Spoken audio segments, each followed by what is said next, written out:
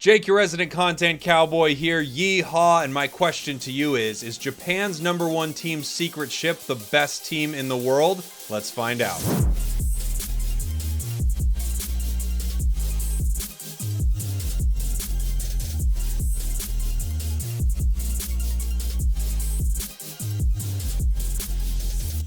And to break down why Secret Ship might be the best team in the world, I have the incredible Zoinks. Hello, Zoinks. Hey, how's it going, Spragels? It's going so well. I'm so happy to have you here. Zoinks is an expert caster in Pokemon Unite. You've probably seen him on all the big broadcasts, and now he is here with me. Zoinks, tell me what you think is so interesting about Secret Ship, a team that I truly love to watch. Yeah, Secret Ship. I know why now, too. Japan as a region has been so interesting since the game's release, of course.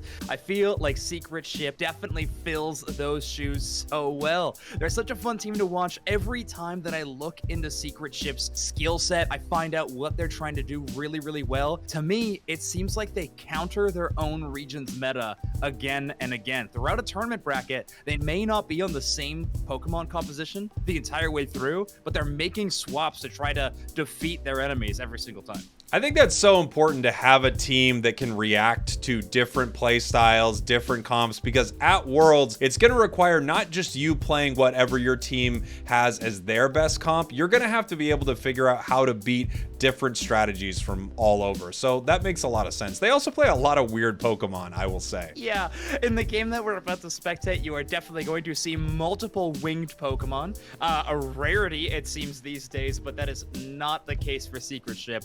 They're looking really phenomenal. If you were looking for a player to pinpoint and really watch throughout this game on Secret Ship, for me, it's gotta be Yeku. They're gonna be playing the Hoopa, obviously an ever-present, very popular Pokemon in so many regions, but the way it's used in this game is phenomenal. Yeku leverages Phantom Force and Trick, an older combination we haven't seen in some time, but Secret Ship makes it seem like it never left the meta. Zoinks and I are going to take you into a game. This is a grand finals match of the tournament that Secret Ship won. They are the #1 team in Japan. You may know them for playing a stacking Cramorant or a stacking Charizard, and I can't wait for you to check this out. Let's do it, Zoinks. We're going to bring you into game 2 of the grand finals. Secret Ship is up 1-0 right now, and let's just take a look at some of the items. Secret Ship is going to be our orange team right here. So, interestingly enough, their Cramorant is running a stacking item and has special attack specs and choice specs, as well as a focus band. No buddy barrier, no anything dealing with its Unite move, which I think is actually really cool. I think I have a video of this build on my channel because I was so interested when I first saw it.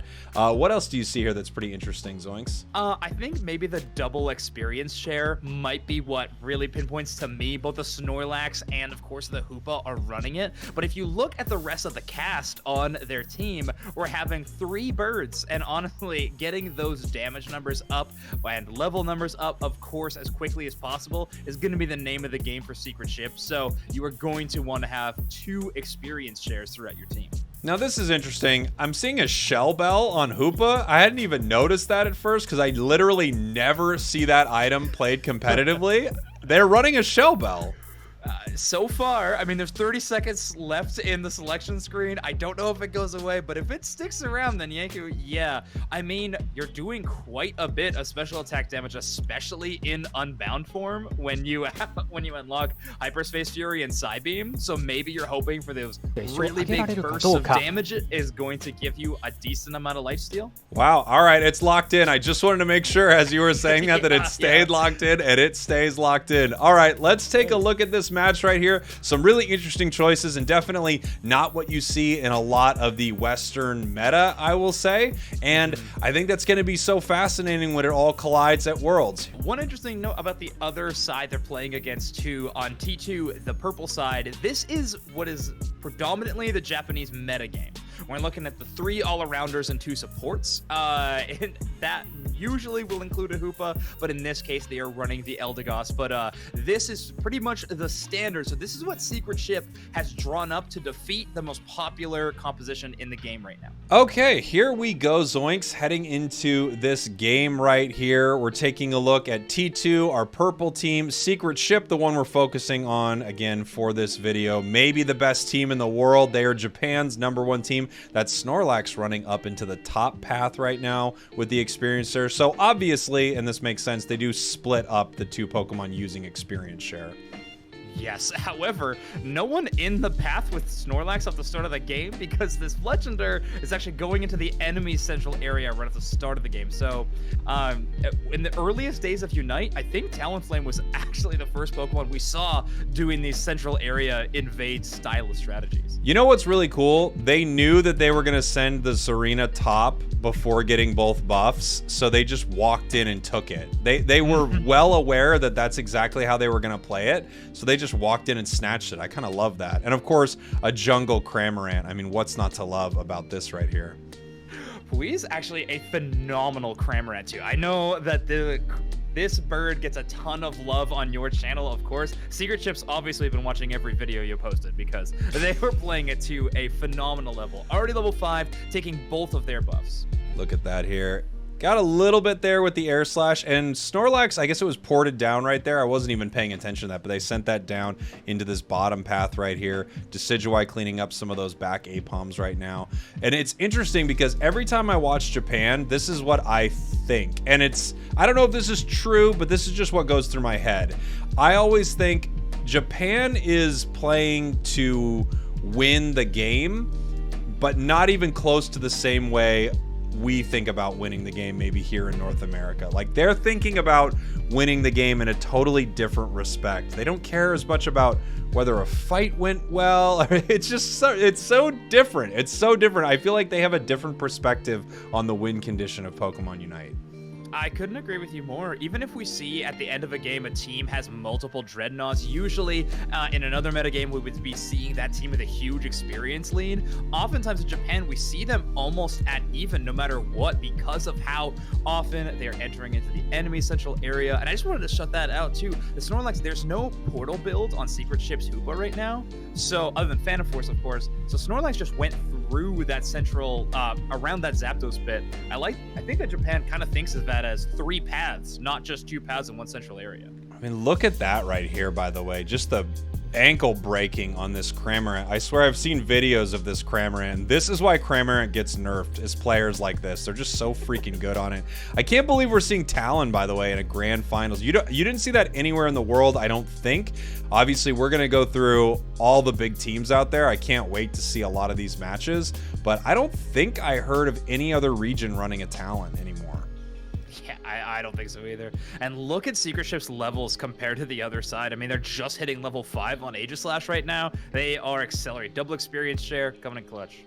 Big landing there with that Brave Bird. You know, something that's hard to quantify is how good are you and your team at securing an objective together, because there really is a flow to it. There's just, you know exactly the order to sort of rip the moves in. We saw this a lot with Nouns, formerly Random Gaming, the EU champions. You know, they would just be able to rip an objective perfectly. They knew the exact right flow of their Blastoise, Lucario sort of ripping.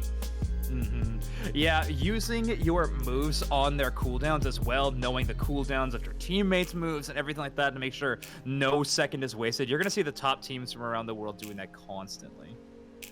This Serena, I mean, I wonder if we're going to see more Serena, given that it did get a nerf. It's very slight, but it did get a nerf. And then, of course, coming towards Worlds, I have no idea what is going to be popular at that point. What's going to be buffed? What's going to be nerfed? Obviously, we saw a ton of Dragonite in these regional finals. Almost every team running it.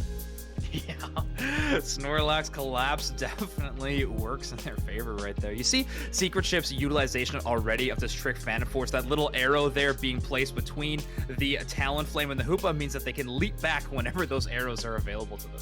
Yeah, that's a really awesome move that I'm surprised we don't see more play with. I'm surprised we don't see more things set up for Pokemon like that. Pokemon that can dive super hard and then get back to safety, especially a Talon, because after it uses its moves, you're kind of done for a little bit. Yeah, that's true.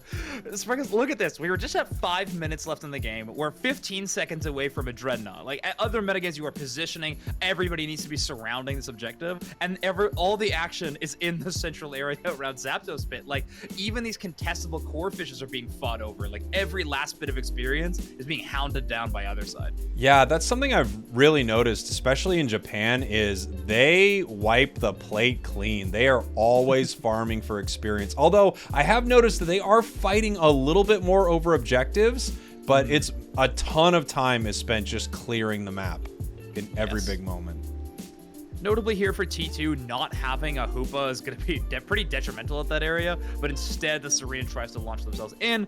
But the spikes of damage available to Secret Ship mean that the Pokemon that can normally head into a central area, do damage, and get away, Secret Ship shuts that down really fast. Dive, Air Slash, Talonflames, Brave Bird, even Decidueye doing a bunch of early poke damage means that the risk is way higher to do invades.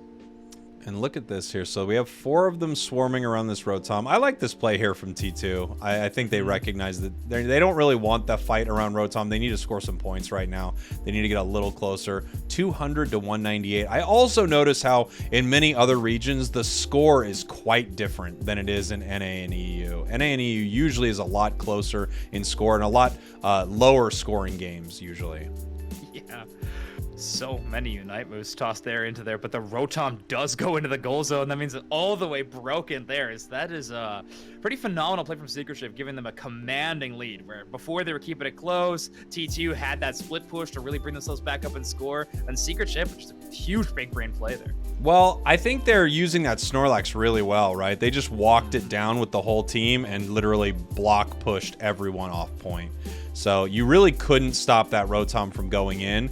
They just set it up so well. If you're on the other side of it, you're getting KO'd. And then if you're on the goal side, you're just getting pushed away. It was a pretty solid play. Yeah.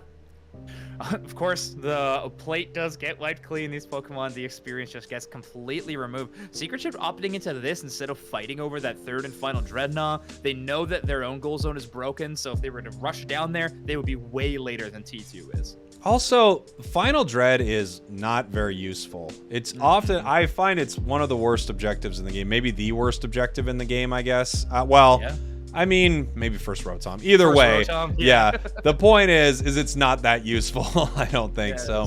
Here we go. We got a little bit of a Zap fight, and I'm always wondering what a Zap fight's going to look like here. So obviously they're waiting to make sure that they can't run in and try to score on them. It looks like they're looking for a pick right now. But you have to remember the range of Secret Ship's composition, right? Brave Bird can go from so far away, and then you have the Hoopa portal as well to retreat from. So even in that position where they're hiding in that bush, they could engage the fight if they needed to from there.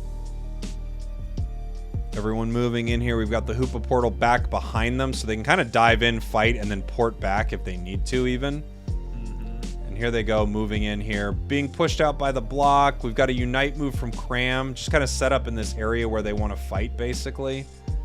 And look how close Snorlax sticks to the Cramorant, too. Just like does not let anyone get to him whatsoever. And you see the juggling there. It was like CC to CC to CC. It was constant stuns and knockups. They just wipe them. They just wiped them really, really well. I mean, Secret Ship is just such a cool team. I remember seeing them months back when they were one of the only teams I saw running Absol. I can't imagine what they're thinking about Absol right now. This video, by the way, is recorded in the midst of Absol being absolutely insane. I don't know if a nerf has been applied by the time you happen to be watching it, but right now, we can only hope. I know, right? It's crazy right now, but right now, Absol is still nuts. Let's see. Yeah, and they're just raining it in. Day 55 from the Absol apocalypse. We were running this. Absol is still crazy buffed. No one knows when the end will come, but it must be soon. Yeah, I mean, they're just really lighting them up right here. As always, we talk about this last moment in a match where it's really hard to come back from this, especially if you didn't counter score at all during Zap. So yeah, exactly. I just think it's really cool how Secret Ship will leverage 3 extremely squishy but very high damage Pokemon, and then trust that the blocking from Snorlax and the damage mitigation from Hoopa will be enough to get them out. It's like a really cool combination. I mean, you were mentioning it before, the combos of their CC, combos of landing their abilities. If that doesn't happen perfectly, this composition has no legs to stand on. It's such an awesome thing, too. I just realized they also just got a massive Snorlax buff. So if they're loving Snorlax already, this team is just going to crush it, I think. There you go. 5 seconds left. Secret Ship wins this match. They go on to win this entire grand finals. They are the #1 team in Japan. Will they be the #1 team in the world? We will find out very soon. Zoinks, thanks for joining me. Everybody, thank you for watching. Thank you for listening. I love you very much, and I'll see y'all next time.